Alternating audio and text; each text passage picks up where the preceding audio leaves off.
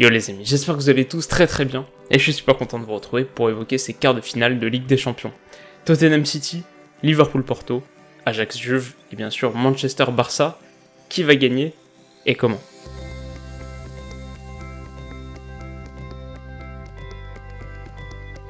Bon alors première chose à dire bien sûr, c'est qu'avec 4 qualifiés pour les quarts de finale, la Première Ligue a fait très fort. C'était seulement 2 l'année dernière, et donc un duel anglo-anglais était extrêmement probable, ce sera Tottenham City.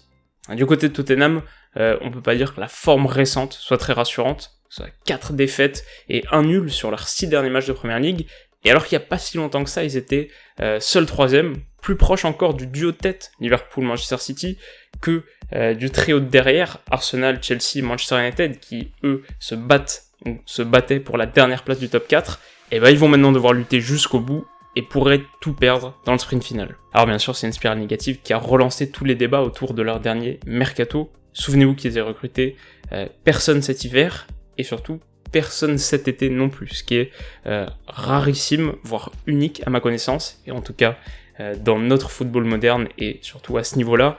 La question maintenant, c'est de savoir s'ils auront les ressources nécessaires pour mener de front une campagne nationale très exigeante et une campagne européenne périlleuse. Par exemple, ils se déplacent à City pour le compte de la 34e journée, 3 jours après s'être déplacés à City pour ce quart de finale retour.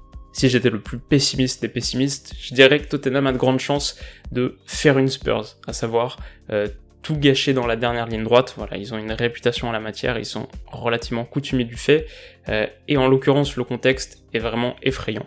Bon, pour autant, tout n'est pas négatif. Déjà, Tottenham vient d'emménager dans son nouveau stade, le nouveau White Hart Lane, et ils y ont battu Crystal Palace 2-0 il y a quelques jours. Alors si vous avez vu ma vidéo, pourquoi on gagne plus souvent à domicile ? Vous savez que statistiquement, il faut à peu près 6 mois pour qu'un nouveau club s'approprie sa nouvelle enceinte et en retire à nouveau les bénéfices. Mais pour le coup, ça permet surtout à Tottenham de quitter Wembley, dans lequel ils n'ont jamais vraiment trouvé leur marque, qui était un stade très dur à chauffer aussi. Mardi en revanche, je pense qu'on peut s'attendre à une ambiance exceptionnelle. Bon, et puis au-delà du public, Tottenham a quand même une vraie équipe et un top entraîneur pour l'animer. En 8ème, Pochettino avait réussi une masterclass d'ajustement tactique qui avait fait plier Dortmund, pas n'importe quel client, et dans un bon jour, le danger peut venir de partout. Les usual suspects, Son, Eriksen, Ali, les surprises d'un soir, Lucas, Vertonghen, Sissoko, et puis bien sûr Harry Kane, qui est un joueur de classe mondiale, aussi létal face au but que précieux et juste dans ses transmissions, surtout en contre où sa capacité à enchaîner contrôle de haut but, dribble de retournement et longue ouverture en font un superbe relais. Il y a du talent dans ce groupe. Mais le truc, c'est qu'en face aussi.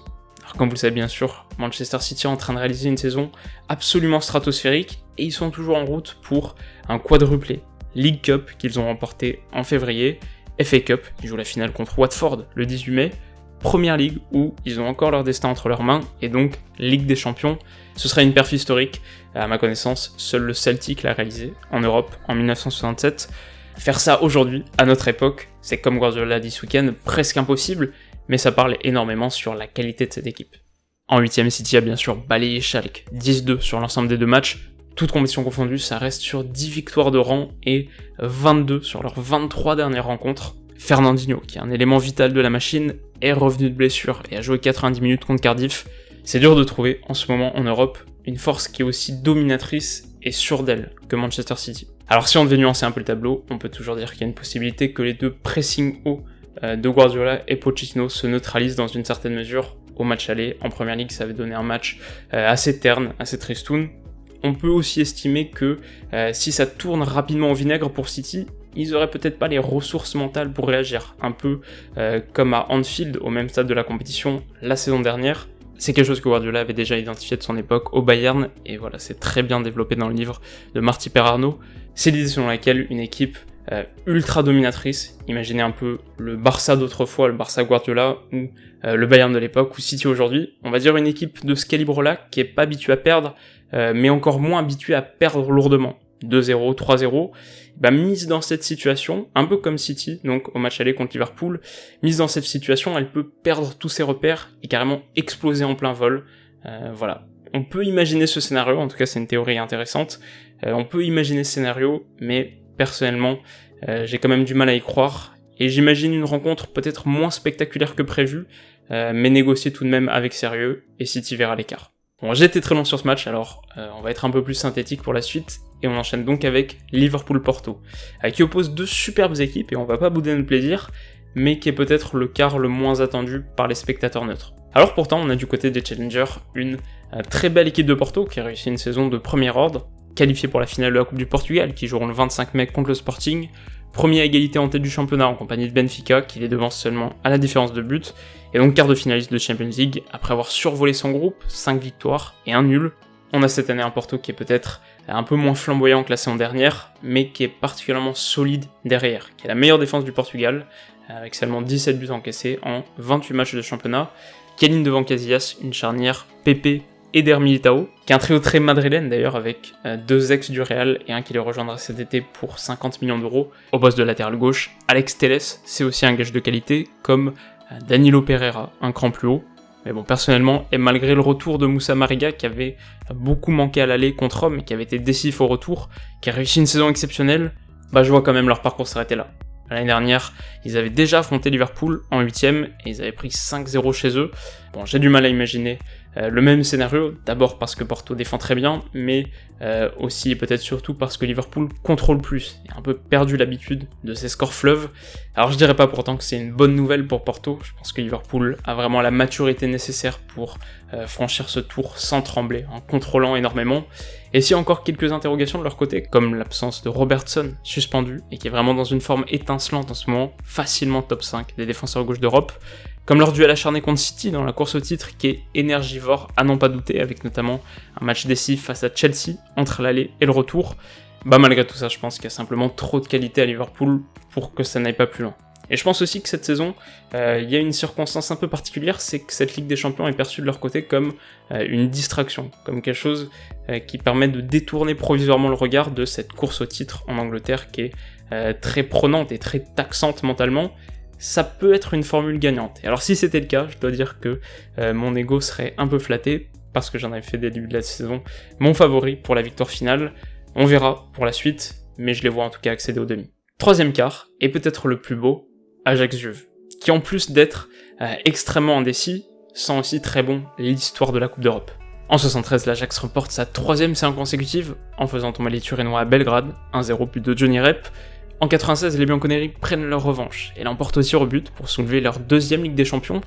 2ème Ligue des Champions, seulement, on serait tenté de dire, au vu de l'aura et de la stature de la Juve, c'est finalement un club assez peu couronné de succès sur la scène européenne, et presque maudit, avec 7 finales de C1 perdues, dont 2 très récemment, en 2015 et 2017, pas besoin de passer par 4 chemins pour trouver l'objectif principal de leur saison. Le titre national est acquis, ce sera leur 8ème consécutif, au passage, et comme vous en doutez, c'est pas pour ça que Cristiano Ronaldo a été recruté.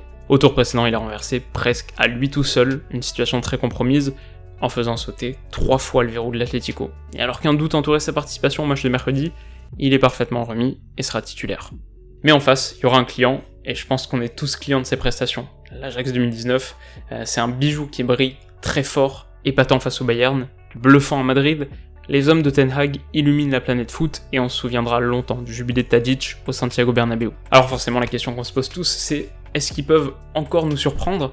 Et ce sera intéressant de voir si la Juve parvient à résoudre leur équation. Si vous avez la chance d'avoir un compte premium sur l'équipe.fr, je vous conseille très chaudement la première partie du sujet Total Ajax, rédigé par Dan Perez, qui retrace l'origine du football total, théorisé par Reynolds, Michels et Cruyff, et le lien avec l'équipe qu'on voit aujourd'hui. Mais en gros, alors que face à l'Atlético et surtout bien sûr au match retour, la Juve avait dû inonder la surface de centre au second poteau pour espérer briser le bloc bas de Simeone, contre l'Ajax, ils feront face à une équipe extrêmement fluide. Fluide avec ballon déjà, parce qu'on sait à quel point l'Ajax aime apporter le surnombre en phase offensive, notamment en lançant 2 ou 3 joueurs, souvent parfois même des milieux reculés, donc des dépassements de fonction, mais en les lançant dans la profondeur pour surcharger le dernier tiers, et fluide sans ballon, avec un pressing à la perte très intense. Il y aura des espaces, c'est sûr. Et alors à ce jeu-là, je me demande s'il ne vaudrait pas mieux titulariser un Moïse Kean très en forme, plutôt qu'un Mandzukic par exemple, qui est moins à l'aise pour exploiter les transitions. Personnellement, je verrais bien un trio Ronaldo, Kean, Bernardeschi, à voir ce qu'Allegri décidera. Et donc pour vous donner mon prono final, pour moi c'est de loin le quart le plus indécis. Après avoir renversé la vapeur Santiago, l'Ajax déjà aura pas peur du retour à l'extérieur et arrivera en pleine confiance. Je l'ai pas dit, mais ils viennent de récupérer la tête de l'Eredivisie ce week-end après le nul du PSV.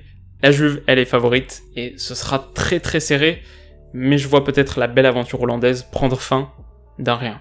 Enfin, et pour conclure rapidement sur Manchester-Barça, alias le duel des fossoyeurs du football français, je pense que malgré le prestige de l'affiche, il s'agit là du quart de finale le plus déséquilibré. Comme le montrent ses stats obtenus via l'application mobile OneFootball, cette saison en Ligue des Champions, le Barça n'a pas perdu la moindre rencontre, et tourne à plus de 2 buts par match, contre 0,8 encaissés, des données nettement moins séduisantes du côté mancunien, qui n'a remporté que la moitié de ses affrontements, dont un seul à domicile, contre les Young Boys de Berne. Et puis après un bon rebond suite à l'arrivée de Solskjaer, c'est pas non plus la joie absolue en première ligue. 2 défaites sur les 3 derniers matchs, et retour à la 6ème place. Je pense qu'à l'image du match aller contre Paris, Manchester a beaucoup de mal dans les rencontres au tempo lent, qui sont pas des successions de transitions, et donc si Barcelone arrive à reproduire ce genre de performance, et on va dire place le contrôle comme objectif premier, en veillant à ce que la partie s'emballe jamais, ou en tout cas le moins souvent, ça devrait passer assez tranquillement pour eux. On rappelle qu'après avoir battu l'Atlético ce week-end, la Liga est quasiment acquise, on sait à quel point la C1 est pour eux l'objectif majeur de la saison. Ils peuvent aussi compter sur un facteur X, Messi, qui réalise une des plus belles saisons de sa carrière. Je serais très très surpris de voir Barcelone sortir en quart, et je les vois plutôt triompher relativement largement. Voilà les amis, c'est la fin de cette petite preview Ligue des Champions. Si elle vous a plu, n'hésitez pas à mettre un petit like. Pour pas rater la suite des événements, vous pouvez aussi vous abonner à la chaîne, et on se retrouve d'ailleurs mercredi matin pour analyser les matchs de mardi soir, et puis jeudi matin pour analyser donc ceux de mercredi. D'ici là, comme d'habitude, passez une excellente soirée, prenez soin de vous, et on se dit à bientôt. Bisous.